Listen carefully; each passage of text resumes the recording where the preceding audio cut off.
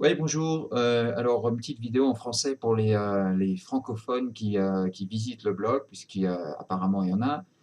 Hem et comme j'ai que du contenu en anglais, bon, je me suis dit: «Une petite vidéo en français, ça serait pas mal», d'autant plus qu'on trouve vraiment très peu d'informations en français sur le web sur, toutes ces questions, ces médecines, amazoniennes, américaines et cetera, l'ayahuasca, le Bufo alvarius, le Kambo, toutes ces choses-là.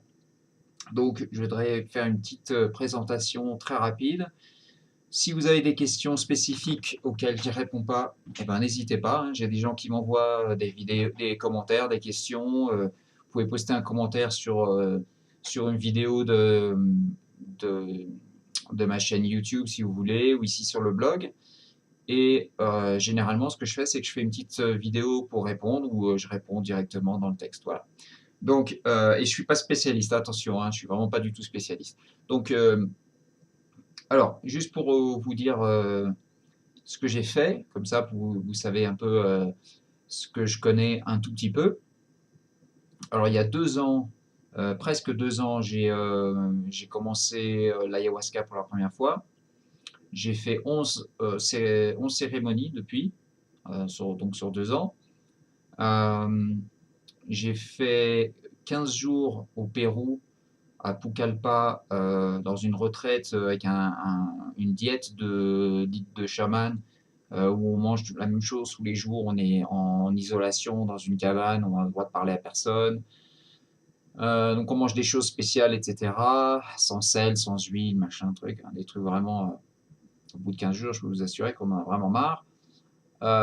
Et là-bas, j'ai fait 5 cérémonies sur les 15 jours. Voilà. Donc ça, c'était vraiment les expériences les plus intenses au niveau ayahuasca. Vraiment extrêmement intense, extrêmement profond, vraiment super, et j'aimerais bien y retourner. Je pense que se faire un truc comme ça tous les ans, de 15 jours, un mois, avec 5 ou 10 séances, plutôt un mois pour moi, je pense que ça peut être vraiment, vraiment bien. Voilà. Euh, Ensuite, j'ai fait du Bufo alvarius, c'est-à-dire je ne sais pas quel est le nom en français, mais en anglais, on appelle ça toad medicine, médecine du crapaud. Donc, qu'est-ce que c'est? Bah, c'est un crapaud qui vit dans le Sonora, c'est un état du nord du Mexique. On en trouve un peu aussi dans un état du sud des États-Unis, peut-être le Nouveau-Mexique, ou peut-être le Texas, je ne sais pas. Et on, c'est une sécrétion, c'est un venin en fait qu'il a. Alors c'est pas, vous pouvez pas le lécher, hein. Tout le monde pense à ça. Ah ouais, c'est le crapaud, on l'attrape, on le lèche. Non, assez toxique, faut surtout pas faire ça. On extrait les sécrétions de ses glandes, ça lui fait pas mal, hein. Et ensuite on sèche la sécrétion, et cette sécrétion, elle est pleine de quelque chose qui s'appelle de 5-MeO-DMT, c'est-à-dire une version archi forte de DMT. Et DMT, qu'est-ce que c'est? C'est diméthyltryptamine, c'est un truc qu'on a qui est supposément généré par une glande qu'on a dans le cerveau, qui s'appelle la glande pinéale, et qui serait générée en quantité massive à la naissance, à la mort et quand on rêve. Voilà. Et il paraît que quand on rêve, enfin si on rêve pas, on meurt. Donc ce truc pourrait peut-être être assez essentiel à la vie. En tout cas, si c'est généré en quantité massive à la naissance et à la mort, ça doit être quelque chose d'assez essentiel. Et qu'est-ce qui se passe quand on est sous DMT? Bah, ça, vous le saurez qu'en le découvrant. Ce que je peux vous dire, c'est que l'expérience Bufo Alvarius, c'est vraiment probablement la plus belle et la plus profonde expérience que vous aurez de votre vie si vous le faites. Voilà. Et je vous souhaite de pouvoir le faire un jour. Voilà. J'ai fait si vous comprenez un peu l'anglais, il y a un article sur la homepage de mon blog qui traite de ça, qui traite de ma première expérience avec ça. Je l'ai fait 2 fois, et c'est absolument formidable. Ça a des bénéfices incroyables, et je ne vais pas entrer dans les détails maintenant, mais bon, voilà. Ensuite, qu'est-ce que j'ai fait? J'ai fait le Kambo. Alors le Kambo, ça vient aussi d'une grenouille. C'est une sécrétion qui vient du dos de cette grenouille. On l'obtient en raclant le dos de la grenouille. Et pareil, ensuite on le sèche, on le met sur un bout de bambou, etc. Plus tard, voilà. Bref, et ça s'applique sur la peau, on fait des petites brûlures superficielles sur la peau, on quitte la surface de la peau, on applique le truc.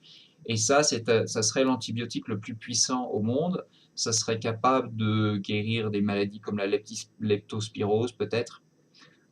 Et il y a un gars qui a étudié ça et il aurait été, j'ai pas vérifié, mais il aurait été nominé 2 fois pour un prix Nobel. Donc ça a l'air d'être des études assez sérieuses et c'est ce qu'utilisent les indigènes je crois que c'est en Amazonie aussi, utilisent ça pour survivre à des piqûres enfin quand ils se font mordre par un serpent ou des trucs comme ça. Voilà.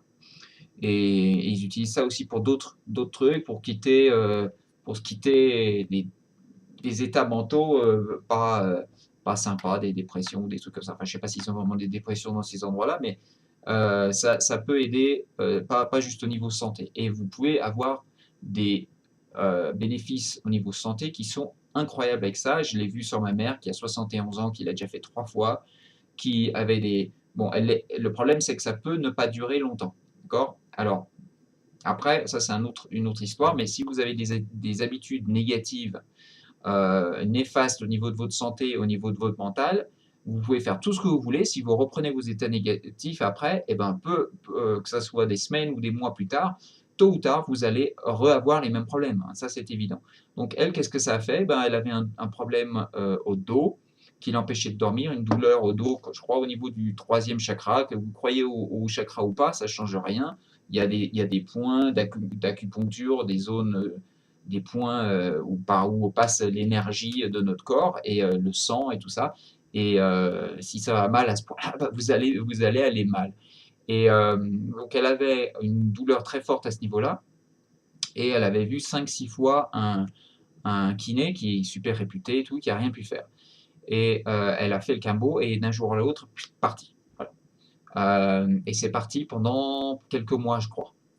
Après, c'est revenu progressivement, mais elle n'a rien changé à ses habitudes et je peux vous assurer qu'elle a des habitudes extrêmement négatives, que ce soit au quotidien au niveau de ses pensées et de ses paroles, mais aussi de ce qu'elle fait au niveau du sommeil.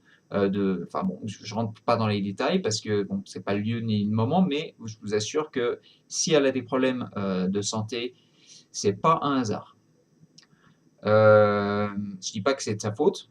Je dis qu'il y a des habitudes qui sont archi mauvaises et qui ont des conséquences archi mauvaises, c'est tout. C'est parfaitement logique. Voilà. Donc, ça arrive avec les gens qui sont des victimes dans leur tête et qui ont qui ont l'habitude de s'insulter, par exemple, c'est quelque chose qu'elle fait tout le temps, qui ont des problèmes énormes dans leur vie qui sont évidents au niveau quotidien et qui ne font rien pour les changer pendant des dizaines et des dizaines d'années. Bah ouais, vous allez avoir des problèmes mentaux et quand le mental va mal, bah le corps va mal parce que votre corps est en train de crier, il y a des choses qui ne vont pas. D'accord? Quand on se sent mal, c'est un GPS, c'est un système de navigation qui est à l'intérieur qui est en train de vous dire, il est en train de faire une connerie, il faut que tu changes de cap. Voilà. Quand on est déprimé, c'est ça la dépression, ça n'a rien de mal en soi, c'est même plutôt bien, ça veut dire que votre système de guidage interne et votre balise intérieure est en train de vous dire, là tu es en train de faire des trucs qui ne vont pas du tout, il faut que tu changes de cap. Donc quand on a une dépression, il ne faut surtout pas aller prendre des médicaments allopathiques et enfin, c'est mon avis personnel. Après, vous faites ce que vous voulez. Votre responsabilité vous incombe totalement à vous. Mais si vous allez prendre des médicaments allopathiques dits antidépressifs, qui à mon avis c'est plutôt l'inverse, c'est plutôt des dépresseurs, ces trucs-là, qu'est-ce que ça va faire? Bah, ça va couper le signal de cette balise qui est là pour une raison. Quand vous êtes en train de conduire votre voiture avec votre GPS et votre GPS vous dites attention, freinez, faites un demi-tour parce qu'il y a un mur devant vous, vous ne le voyez pas encore, mais vous allez taper dedans à fond, vous éteignez pas le GPS. Vous l'écoutez, vous ralentissez, vous faites un putain de demi-tour, bordel. Eh ben, quand vous êtes en dépression, c'est comme si vous éteignez le GPS et que vous continuez à pleine vitesse dans le mur. Eh ben ouais, bah, ça va aller de mal en pire, bah ouais, évidemment. Donc, quand vous êtes en dépression, vous écoutez ça et vous changez les choses. Vous ne continuez pas sur le même chemin et vous ne prenez pas un truc qui consiste en des œillères qui vous permet de continuer comme ça alors que ça ne va pas. Peut-être qu'il faut changer votre relation avec la personne avec qui vous êtes, peut-être qu'il faut que vous changiez votre boulot, peut-être qu'il faut changer autre chose, j'en sais rien.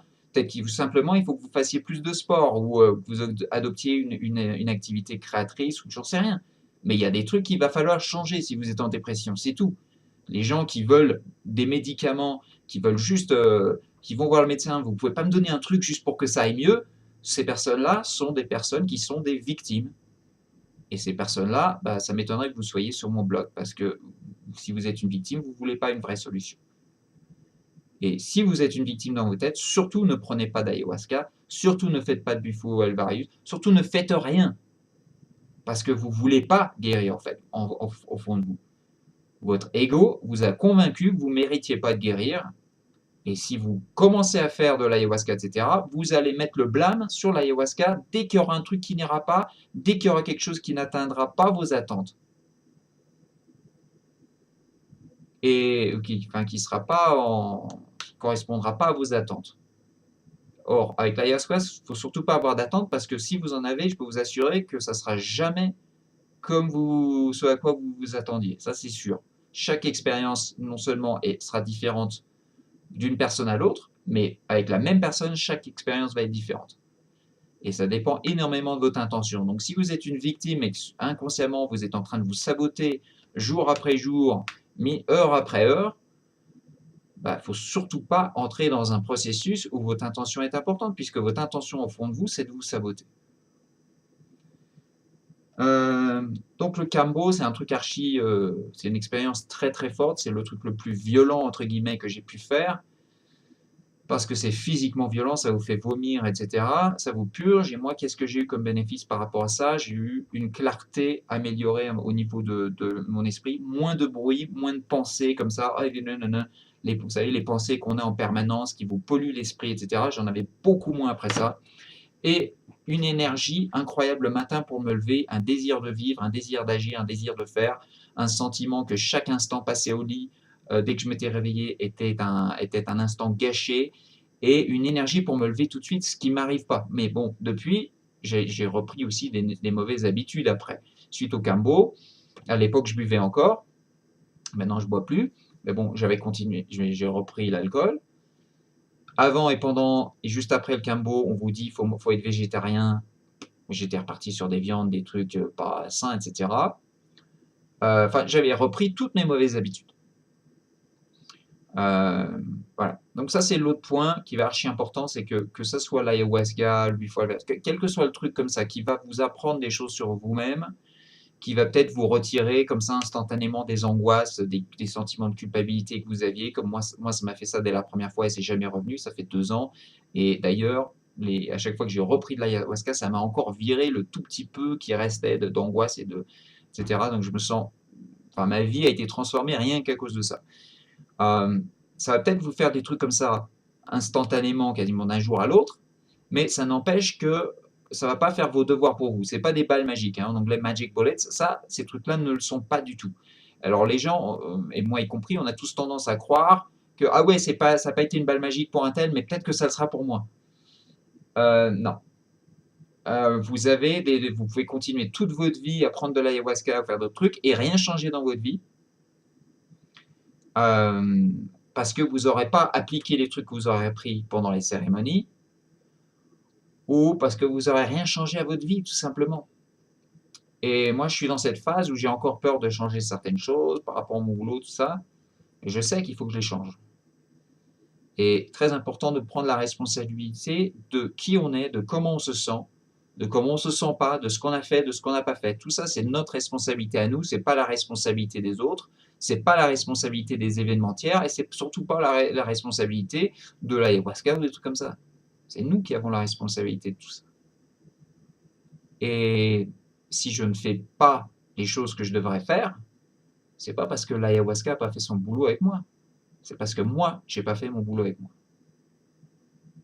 Voilà. Alors, je suis en train de changer des trucs, c'est lent. Par exemple, là, ça fait 26-27 jours, je me suis lancé un défi à moi-même de faire du sport pendant 66 jours d'affilée. Pourquoi 66 jours? Parce que il paraît que scientifiquement, 66 jours, si on fait un truc pendant ce temps-là, ça s'imprime vraiment et c'est ce qu'il faut, c'est la durée qu'il faut pour vraiment créer une habitude. Or, notre problème, mon problème en tout cas, c'est que j'ai vraiment beaucoup de mauvaises habitudes et ce qu'il faut faire pour s'en débarrasser, il n'y a pas d'autre solution. Il faut les remplacer par d'autres habitudes, mais des bonnes. Si vous avez l'habitude de boire de l'alcool, eh ben, il faut remplacer ça par une habitude de boire de l'eau ou de boire du thé ou autre chose. Ou par l'habitude de boire moins d'alcool au début. peut-être que c'est ça. Et en parlant d'alcool, le Bufo alvarius, moi, dès la première prise, ça m'a débarrassé de l'alcool. Ma 5e cérémonie d'ayahuasca m'avait retiré le goût du vin, mais je m'en suis pas rendu compte. Et donc j'ai continué à boire du vin. Et je me dis, mais comment ça se fait, j'aime pas le vin? Et dans ma tête, je me disais, mais si, t'aimes le vin, bois le vin. Pourquoi tu veux pas le boire?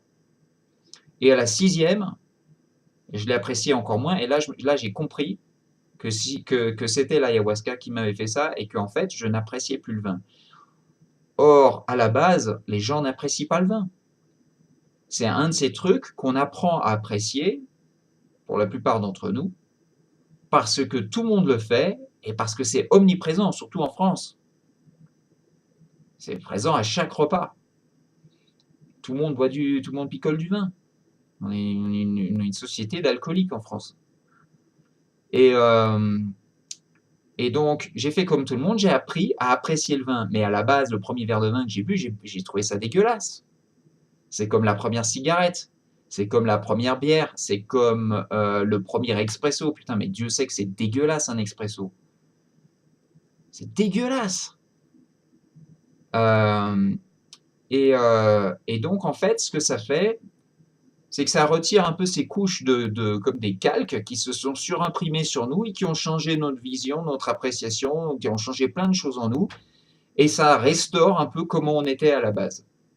Voilà. Et donc, quand on a des peurs, des traumas, ben, toutes ces connexions neuronales, elles commencent à disparaître ou à devenir moins fortes.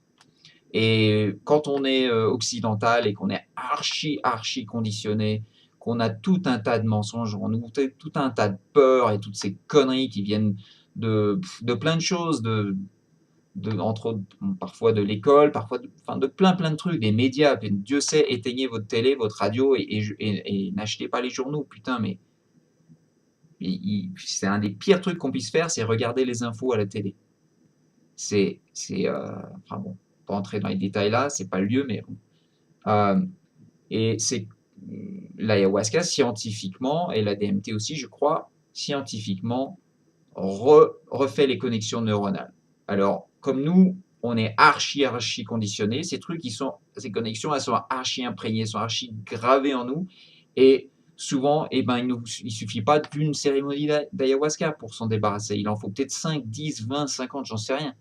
Maintenant, il ne faut pas que vous laissiez ça vous décourager. Moi, dès la première cérémonie, j'ai eu des bénéfices que j'espérais pas et qui sont restés avec moi.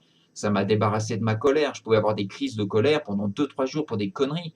Et puis un jour, je me suis rendu compte, mais merde, j'étais en colère 5 minutes et pouf, ça part. Parce que on se rend compte que c'était des conneries. Et on le laisse partir. Et on se rend compte que la colère, elle vient de nous. En français, d'ailleurs, on dit très justement se mettre en colère. Hein, je me suis mise en colère. Et c'est très juste de dire ça. Pour une fois, on dit vraiment les choses comme elles sont. On se met en colère. Et on juge aussi. Et le jugement, ça vient que de nous. Et ça, c'est un truc que j'ai appris avec le Bufo alvarius. Le jugement, je me suis rendu compte que ça n'existait que dans ma tête. Et que quand je jugeais les autres, j'étais en train de me juger moi-même. Et que ça ne venait que de moi. Et que ça n'avait aucun sens. Alors, c'est difficile à appliquer au quotidien. On a toujours tendance à juger, mais une fois qu'on le sait et une fois qu'on a ressenti ça en soi, on commence à savoir un peu mieux. D'ailleurs, un truc que je peux vous dire, c'est qu'on ne sait vraiment les choses que quand on les a ressenties. Si, admettons que vous ayez fait du saut en parachute, moi j'en ai pas fait. Vous pouvez me dire tout ce que vous voulez du saut en parachute. Ah, c'est comme sentir ça, c'est comme ci, c'est comme ça. Vous pouvez me le dire en 100 mots, en 1000 mots, en 1 million de mots. Je vais pas savoir ce que c'est que de sauter en parachute avant de l'avoir fait, avant de l'avoir ressenti en moi.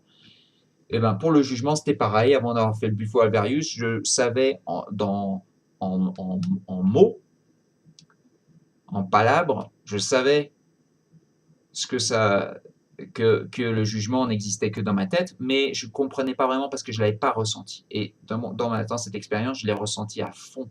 C'était vraiment génial. Et donc, ça a été une révélation. Et une fois que vous avez fait le Bufo alvarius, vous ne serez plus la même personne. Mais enfin, vous allez redevenir un peu plus vous-même, en fait.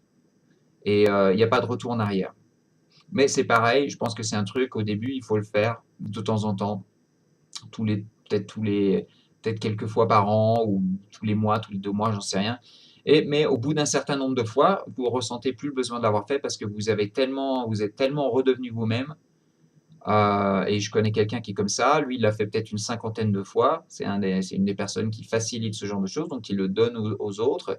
Et, heu, et, mmh, et lui, il en a plus besoin. Et bon, bah, son épouse, elle l'avait pas encore fait. Elle était stressée, était nerveuse. Plein de choses n'allaient pas dans sa vie, dans son boulot. Et elle a dit, mais moi aussi, je veux être comme toi. Moi aussi, je veux être zen, je veux être tranquille et tout ça. Je veux que ma vie elle aille bien. Et elle lui a dit: «Beh, si tu veux, tu peux essayer». Elle a essayé, sa vie a été transformée. Moi, je l'ai vue et je peux vous dire qu'elle était super contente de l'avoir fait, super souriante, une personne archi agréable et apparemment, elle était pas du tout comme ça avant. Et il y a plein de gens qui sont comme ça, hein. Pour lâcher, si vous avez beaucoup de colère qui vous ronge, renseignez-vous sur le Bufo alvarius. Alors c'est très dur de le trouver en Europe et c'est aussi assez cher, hein, pour tous ces trucs-là. Donc si vous avez vraiment envie de faire ça, moi, ce que je vous conseille de faire, c'est de trouver quelqu'un qui peut vous recommander quelqu'un. Déjà, c'est très important de faire ça avec des gens qui vous ont été recommandés par des gens que vous connaissez. Alors, si vous traînez un peu sur Facebook, dans d'autres milieux, vous allez trouver des personnes petit à petit. Ça prend un peu de temps, mais bon, ça.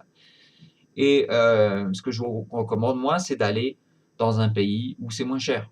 D'aller, le Mexique, c'est un bon pays. Au Mexique, on trouve un peu de tout. Il y a des gens qui viennent faire des tournées d'ayahuasca. Le Bufo alvarius est originaire du Mexique. On a une flopée ici parce que là, je suis au métier, on a une flopée de champignons. La psilocybine aussi, c'est un truc génial. Je ne sais pas si vous avez déjà essayé. Vous pouvez acheter des truffes magiques facilement sur internet et c'est formidable. Voilà. Encore une fois, c'est complètement votre responsabilité ce que vous faites, mais c'est vraiment quelque chose d'incroyable. Maintenant, les champignons, ça, les champignons, ce que ça fait, c'est que ça amplifie un peu l'état d'esprit dans lequel vous êtes. Donc, si ça va, vous êtes bien et tout, vous êtes de bonne humeur et tout, vous êtes détendu, vous les prenez. Le plus probable, et ça dépend, il y a des types de champignons très différents qui ont des effets différents, mais le plus probable, c'est que vous allez passer par une phase d'euphorie comme vous n'avez jamais vécu dans votre vie. Et il n'y a pas de dépression derrière, hein, c'est vraiment très progressif dans les deux sens. Et il y a des champignons qui sont très introspectifs, qui vont donner des expériences très très proches de l'ayahuasca, extrêmement profondes, avec des sentiments d'unité par rapport aux autres, par rapport à l'univers, par rapport à tout ce qui vit, des sentiments d'être Dieu et d'avoir un potentiel énorme et de pouvoir faire plein de choses qui est, à mon avis, vrai. Vous êtes la création de votre conscience. Ça, c'est des choses qu'on commence à découvrir avec la DMT, avec les Bufo alvarius, ces choses-là. Vous êtes votre conscience et la création de votre conscience. Et les limites, en règle générale, et ça, il y a des gens comme le docteur Bruce Lipton, si vous ne connaissez pas, extrêmement fascinant. Lui, ça fait presque 50 ans qu'il étudie ça. Et lui s'est rendu compte scientifiquement qu'effectivement, nos croyances déterminaient notre état de santé, le rythme auquel on vieillissait, plein de choses comme ça. Et il y a un autre gars aussi, Wim Hof, l'homme de glace, qui a gravi le Kilimandjaro en hiver, en short. Tous les médecins lui auraient dit: «Mais vous allez mourir». Et d'ailleurs, il y a des gens qui meurent tous les ans en faisant ces montagnes, alors qu'ils ont un équipement génial et ils ont l'entraînement. Et lui, il n'avait ni l'un ni l'autre et il a fait ça. C'est un mec qui détient plus de 20 records mondiaux en rapport avec le froid et il dit que n'importe qui peut le faire. Et donc, qu'est-ce qu'il fait? Eh ben, il entraîne des gens lambda, sans entraînement particulier, pour faire la même chose que lui, dont un vieux de 76 ans. Voilà. Ça, c'est le potentiel qu'on a tous. Mais si vous dites que c'est pas possible, ben c'est pas possible. Et moi, si j'arrive à me convaincre que c'est pas possible de mettre un pied devant l'autre, eh ben, ça va devenir ma réalité et je pourrais pas le faire. C'est l'effet placebo, c'est l'effet nocebo et c'est l'effet de plein de choses. On peut contrôler son système immunitaire, on peut contrôler plein de choses. Voilà. J'ai assez papoté. Si vous avez des questions, n'hésitez pas, vous postez un commentaire, vous m'envoyez un mail. Voilà. Et j'essaierai de vous répondre par écrit ou par vidéo, comme vous voulez, si j'ai les infos. Et si je les ai pas, je vous le dirai très franchement, je n'ai pas la prétention de vous donner des informations sur ce que j'ai pas. En fait, je cherche surtout juste à être témoin de mes propres expériences. Et c'est à vous de voir si ça vous convient ou pas. C'est à vous de voir si ça peut vous plaire, vous servir ou pas. Ce que je pense, honnêtement, c'est que le potentiel de ces médecines dépasse de très très largement l'allopathie et toute cette soi-disant médecine en France qui s'attaque qu'aux symptômes. Et c'est même beaucoup plus puissant que toute la psychothérapie, les psychoanalyses, etc. Bon, voilà. Allez, j'espère que vous êtes que estén bien, comme on dit ici, que vous soyez bien, que vous soyez en bonne santé. Et voilà. À bientôt. Ciao.